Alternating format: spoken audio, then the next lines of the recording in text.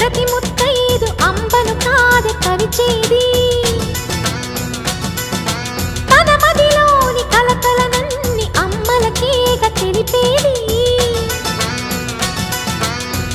నెలతలే లేకుంటే దేవుడికి నెలవేది భక్తులే రాకుంటే గుడికి ఇక వెలుగేది